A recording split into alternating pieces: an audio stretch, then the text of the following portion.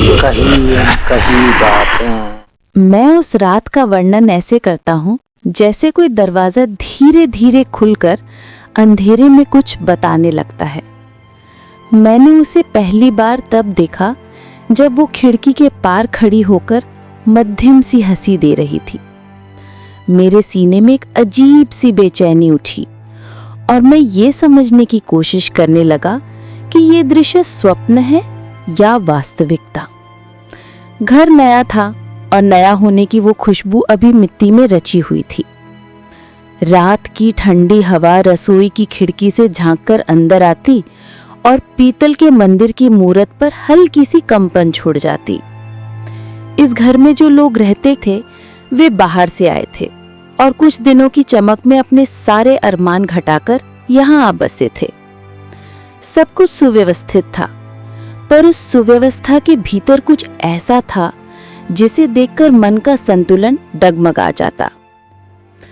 पहली रात कुछ भी असाधारण नहीं लगा, पर कुछ दिनों के बाद रसोई के प्रांगण में अनजानी गंध आने लगी। वो गंध मिट्टी की थी और पुराने समय की थी।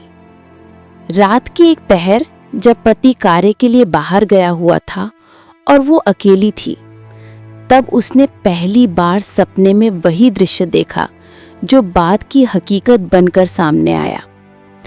सपने में एक वृद्ध पुरुष, एक वृद्ध स्त्री, एक बहू और एक नन्ही बालिका खड़ी थी। वो दूर से देख रही थी और मन विचलित था।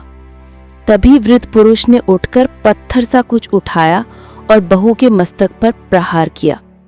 ये दृश्य आक्रांता था और साथ ही धीमी सी शांति लिए हुआ था। फिर बालिका गिरकर रची हुई मिट्टी में दबा दी गई और बहू व बालिका को वहीं दफना दिया गया। उस समय उसे लगा कि ये सब किसी और घर की बात है। फिर जैसे ही आंख खुली, उसे अपने कमरे की खिड़की पर वही नन्ही बालिका दिख गई। बालिका उसे देखकर मुस्कुराई और फिर सामान की तरह गायब हो गई। वो चक्कर खाकर बैठ गई और समझ नहीं पाई कि ये भ्रम है या चेतना का कोई नया रूप। अगले दिन उसने पड़ोसियों से पूछताछ शुरू की। इस इलाके के लोग मितव्ययी बोलते थे, पर उनकी आंखों में पुराने किस्सों की परतें जमी हुई थीं। उसने जाना कि जिस मकान के मालिक का परिचय उससे नहीं था, उनके बारे में तेल की दुकानों पर बातें पड़ी रहती थीं कि पुराना समय में वो परिवार शहर के बीच एक भयानक घटना का केंद्र रहा करता था। एक दो लोगों ने संकेत किया, पर सीधे शब्दों में कुछ न कहा। रातें और भी कठिन होती गईं। वो बालिका हर जगह दिखती, कभी रसोई की कोठरी में, कभी आंगन के कोने में, कभी मंदिर के पास। वो हंसती और फिर अचानक ओट में खिसक जाती। उसकी हंसी नाभिक में गूंजती और नींद की झिल्लियों को काट देती। वो बार बार अपने पति से कहती, पर पति उस सबको काम की थकावट और बुखार की देन समझकर टाल देता।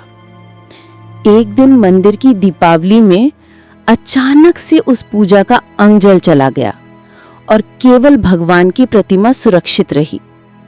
ये दृश्य दोनों को दिखा, पर वे इसे सामान्य मानकर फरमाते रहे। पर उनके अंदर की वो बेचैनी एक विश्वसनीय सच बनती गई। दूर से आती आवाजें दीवार के भीतर दबे हुए समय की गवाही देती और दीवार की एक जगह पर हल्की सी असमानता थी, जिसे छूने पर भीतर से कुछ ठंडा सा महसूस होता। उसने एक दिन हिम्मत कर दीवार खोदी और देखा कि वहां मिट्टी की एक परत उभरी हुई थी और जैसे कभी किसी ने छुपा कर रख दिया हो। पर वो परत खुद कोई स्पष्टीकरण न दे पाई। उनकी कोशिशें तेज हुईं और पूछताछ ने उन पुरानी परतों को हल्का सा हिला दिया। स्थानीय लोग धीरे धीरे उस घर के बारे में बातें करने लगे। कहानी कुछ इस प्रकार थी कि बहुत पहले, जब यहाँ बसावट कम थी, तब एक छोटा परिवार था। वो परिवार कुछ विवादों में फंसा और फिर एक रात अचानक ही वो परिवार लुप्त होता चला गया।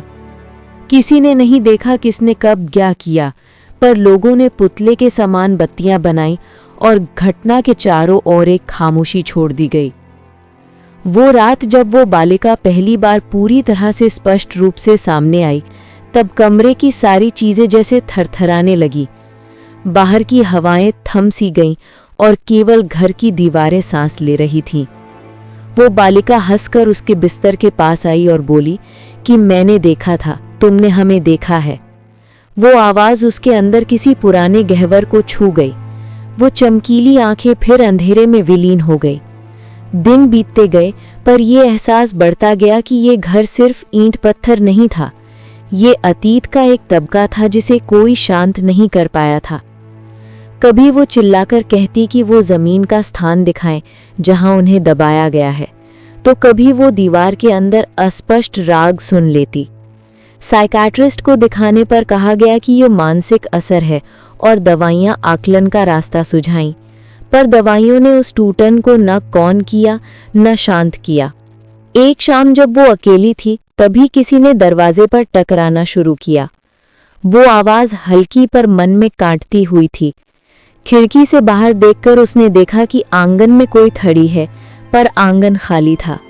घबराकर वो पीछे हटी और तभी उसकी दृष्टि खिड़की के पार उस बालिका पर पड़ी जो मिट्टी से उभरकर खड़ी थी और उसकी आंखें नम थीं। उसने धैर्य कर अपने पति को सब कुछ बताया, पर पति अब थककर चुप रहता था और कहता था कि जब तुम डरी होती हो तो तुम्हारे मन में तरह तरह की तस्वीरें आती हैं। पर एक दिन पड़ोस के एक रिक्शे वाले ने उन्हें एक रास्ता दिखाया और कहा कि वो एक पुराने से जानकार को जानता है जो इन बातों की शैली समझता है। उसके घर आकर एक बूढ़ा व्यक्ति कुछ अद्भुत सामान लेकर आया और परिवार को कुछ साधन दिए। उसने कहा कि कुछ चीज़ों को हटाना है और कुछ को शांत करना है। उसने घर के कोने में नींबू, धागा और मंत्र कहे बिना कुछ विधियां की और थोड़ी सी रात में परिवर्तन आने लगा। ज्योति जैसा नाम उसने खुद को बताया, वो फिर धीरे धीरे सामान्य जीवन की ओर लौटने लगी। पर ये वापसी पूर्ण नहीं थी, क्योंकि कुछ चित्र अब भी उसकी आंखों में आते थे। उसने बताया कि दीवार के अंदर कुछ अतिरिक्त परत थी, जैसे किसी ने जानबूझकर कुछ छिपा रखा हो।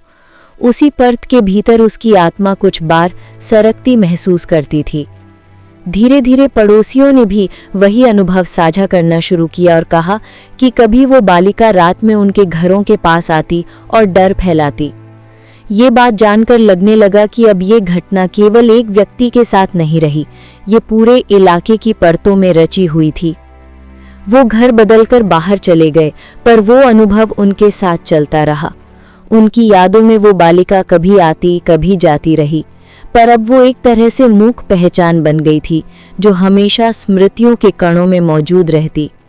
यहाँ मैं कहानी के आरंभ का वो अंश छोड़ता हूँ जहाँ भय अपने पारंपरिक रूप से परे जाकर एक मानवीय पीड़ा बनता है, और जब तक उस पीड़ा का स्रोत खोज कर सामना न किया जाए वो शांत नहीं होता।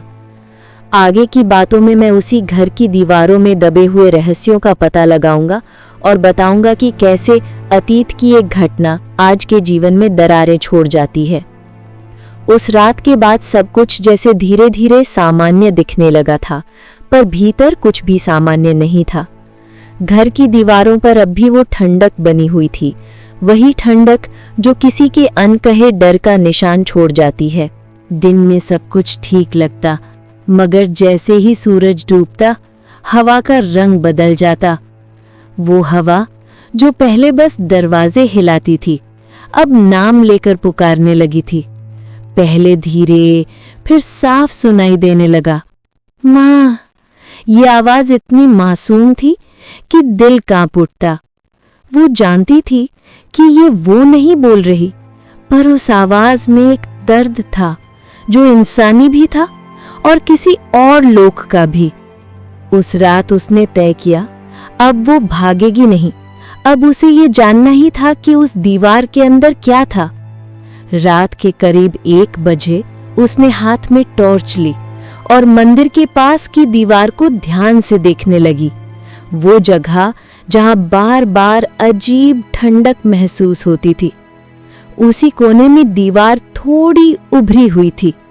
उसने हाथ लगाया, दीवार कांपी, जैसे किसी ने भीतर से छू लिया हो।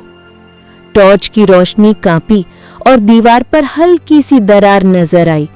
उसने दीवार पर हाथ मारा और फिर वो हुआ जो कभी किसी को नहीं देखना चाहिए था। दीवार के अंदर से किसी के रोने की आवाज आई, धीमी और बहुत गहरी। ऐसी आवाज जो किसी इंसान की नहीं लगती। वो पीछे हटी, पर तभी दीवार की दरार चौड़ी हुई और वहां से धूल के साथ एक छोटी सी गुड़िया नीचे गिरी।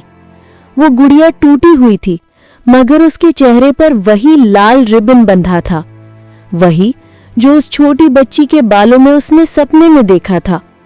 उसका शरीर जड़ हो गया। वो गुड़िया मिट्टी में गिरी और धीरे धीरे खुद ही सीधी खड़ी हो गई। उसकी आंखें चमक उठी, जैसे किसी ने उसे फिर से जीवित कर दिया हो। और फिर कमरे का बल्ब अपने आप जल गया। दीवार पर परछाइयां हिलने लगी, एक आदमी की, एक औरत की और एक छोटी बच्ची की। बच्ची ने दीवार की तरफ इशारा किया और फिर वो आवाज आई, माँ, हमें यहाँ छोड़ दिया गया था। वो घबरा गई, पर अब डर और रहस्य एक हो चुके थे। उसने उसी रात सब कुछ बताने का फैसला किया। पुलिस आई, घर की खुदाई हुई और जो मिला वो किसी की भी नींद हमेशा के लिए छीन लेने के लिए काफी था। दीवार के भीतर ठीक मंदिर के पीछे 3 अस्थियां मिली, एक महिला की, एक पुरुष की और एक छोटी बच्ची की। जांच में पता चला कि ये मकान कभी एक संयुक्त परिवार का हिस्सा था, जहां जमीन के झगड़े में छोटी बहू और उसकी बच्ची को जिंदा दीवार में चुनवा दिया गया था। उस वक्त पुलिस ने केस को दुर्घटना बताकर बंद कर दिया था, पर सच्चाई उसी दीवार में दबी रही। जब से इस घर का पुनर्निर्माण हुआ, वही आत्माएं फिर से सक्रिय हो गईं। वो और उसका परिवार वहां से चले गए, पर एक बात वो आज तक मानती है कि वो बच्ची अभी भी वहीं है, उस खिड़की के पास खड़ी, अपने माँ को पुकारती हुई। और जब भी कोई नया परिवार उस घर में आता है, तो पहली रात उन्हें बस इतना सुनाई देता है, एक हल्की हंसी और एक छोटी सी आवाज, माँ, तुम लौट आई हो क्या? कुछ महीने बाद उस घर के बाहर फिर से टू लेट का बोर्ड हटा दिया गया। एक नए जोड़े ने वो मकान किराए पर लिया। उन्हें बताया गया कि घर पुराना है पर मजबूत है, बस थोड़ा सा नमी का ध्यान रखना। पर किसी ने ये नहीं बताया कि दीवारों के अंदर सांसें अब भी चलती हैं। पहली ही रात नई किराएदार ऋतु को लगा जैसे कोई खिड़की के पास खड़ा उसे देख रहा है। वो आवाज आई, बहुत हल्की मगर साफ, माँ। उसने सोचा शायद बाहर कोई बच्चा है, पर बाहर सन्नाटा था, न हवा न पत्तों की सरसराहट, बस सन्नाटा, इतना गहरा कि दिल की धड़कनें सुनाई दें। अगली सुबह जब ऋतु ने मंदिर में दीप जलाया, दिया बार बार बुझ जाता और उसके पास वही टूटी हुई लाल रिबन वाली गुड़िया रखी थी। वो गुड़िया जो खुदाई के बाद पुलिस थाने में जमा होनी चाहिए थी, पर वो फिर से यहाँ कैसे आई, किसी को नहीं पता। रात गहराती गई। ऋतु और उसका पति दोनों सो चुके थे। करीब 3 बजे अचानक रसोई से बर्तन गिरने की आवाज आई। वो दौड़ी, मगर सब कुछ ठीक था। बस टेबल पर दूध का ग्लास रखा था और ग्लास में किसी छोटी उंगली के निशान। वो कांप गई। अगले कुछ दिनों में घर का माहौल बदलने लगा। रसोई में खुद ब खुद गैस जल जाती, टीवी बिना रिमोट की ऑन हो जाता और सबसे डरावनी बात, हर रात दीवार पर 3 परछाइयां दिखाई देती, पहले आदमी की, फिर औरत की और सबसे छोटी एक बच्ची की। वो तीनों एक दूसरे के पास आते और फिर जैसे किसी अदृश्य हाथ से दीवार में खिंच जाते। ऋतु अब डर से टूटने लगी थी। वो हर रात रोती और कहती, मैं अब यहाँ नहीं रह सकती। पर जब उसने जाने की बात कही तो घर की छत से जैसे कोई चीज गिरी। वो वही लाल रिबन थी। उसने रिबन उठाया और जैसे ही छुआ, एक ठंडी हवा पूरे कमरे में फैल गई। दीवारों से फुसफुसाहटें आने लगीं। हम अब अकेले नहीं हैं। बिजली चली गई। घर अंधेरे में डूब गया। रितु ने अपने मोबाइल की टॉर्च ऑन की और जैसे ही रोशनी मंदिर की तरफ पड़ी, मूर्ति के पीछे खून से लिखा था, मां वापस आ गई। वो चीखी, पर आवाज बाहर तक नहीं पहुंची। पड़ोसी कहते हैं उस रात उस घर से बहुत देर तक एक बच्चे की हंसी सुनाई देती रही, धीरे धीरे फिर दूर होती हुई।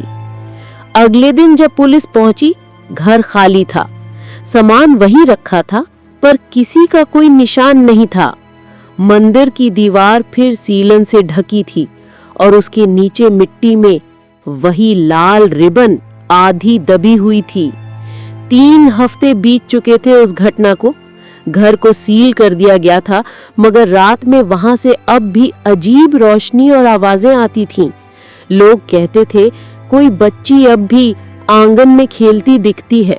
कभी झूला हिलता, कभी दरवाजा खुलता और कभी बस हल्की सी हंसी सुनाई देती। पुलिस थाने में उस केस की फाइल बंद हो चुकी थी, लेकिन एक रात सब इंस्पेक्टर रंजन, जो उस जांच टीम में था, वो वापस उसी घर गया, अकेला, क्योंकि उसके मन में एक बात रह गई थी। वो लाल रिबन जो सबूत के तौर पर रखी गई थी, अब गायब थी। घर की सील टूटी नहीं थी, फिर वो रिबन कहाँ चली गई? रंजन टॉर्च लेकर अंदर गया। कमरा अब भी ठंडा था और फर्श पर बारीक सफेद धूल पड़ी थी। हर कदम के साथ ऐसा लगता जैसे कोई पीछे चल रहा हो। वो मुड़ा, कुछ नहीं था, पर हवा भारी थी, जैसे उसमें किसी की सांसें घुली हों। वो मंदिर तक पहुंचा, जहां दीवार को दोबारा सीमेंट से बंद किया गया था। मंदिर के पास एक दीपक रखा था, बुझा हुआ। रंजन ने लाइट घुमाई तो दीवार पर उभरते उभरते अक्षर बने, मां मत जाओ। वो पल भर में जड़ हो गया। उसने जेब से कैमरा निकाला, रिकॉर्डिंग ऑन की और दीवार के पास गया। उसी वक्त फर्श पर वही लाल रिबन खुद ब खुद लुढ़कती हुई आई, वो जैसे किसी ने अंदर से बाहर फेंकी हो। उसने रिबन उठाई और कमरा हिल गया। हर बल्ब झिलमिलाने लगा। टॉर्च बंद हो गई। अंधेरे में अब 3 आकृतियां बन रही थी, वही आदमी, औरत और बच्ची। और फिर एक धीमी आवाज आई, तुम्हें पता है ना हमने क्या किया था? रंजन की सांस रुक गई। आवाज आगे बोली, हमने उसे दीवार में नहीं दबाया था, उसने खुद को बचाने के लिए वहां छिपा लिया था। अब सच सामने था। वो बच्ची अपने पिता से छिप रही थी। उसका पिता ही उस रात उसका पीछा कर रहा था, और जब उसने बहू को मारा तो बच्ची डर में दीवार की खुली जगह में जा छिपी, पर दीवार वहीं सील कर दी गई। वो बच्ची जिंदा दबी रही। उसकी आत्मा अब तक मां की तलाश में थी, क्योंकि उसने आखिरी बार अपनी मां को दीवार के उस पार से पुकारा था। रंजन के सामने दीवार कांपने लगी और फिर वहां दरार पड़ी। धीरे धीरे एक छोटा हाथ बाहर आया, जिस पर वही लाल रिबन बंधी थी। उसने उस रिबन को देखा और समझ गया, यह आत्मा तब तक शांत नहीं होगी जब तक कोई मां उसकी पुकार का जवाब नहीं देता। रंजन ने डरते हुए कहा, बेटी, अब सब खत्म हो गया है, तुम्हारी मां तुम्हारे पास है। कमरा शांत हो गया। दीवार से हल्की रोशनी निकली और वो हाथ अंदर की ओर खिंच गया। धीरे धीरे दीवार सीधी हो गई और हवा में एक हल्की सी बाल सुलभ हंसी गूंज उठी। अगले दिन जब लोग उस घर पहुंचे, दीवार पर अब कोई दरार नहीं थी, मगर मंदिर के पास एक छोटी सी मुरझाई हुई लाल रिबन रखी थी और उसके नीचे लिखा था, अब मां मिल गई। और कहते हैं उसके बाद से उस घर में कभी कोई परछाई नहीं दिखी, न कोई हंसी, न कोई आवाज, सिर्फ दीवार की ठंडक जो याद दिलाती है कि कुछ आत्माएं तभी मुक्त होती हैं जब कोई उनकी पुकार का जवाब देता है।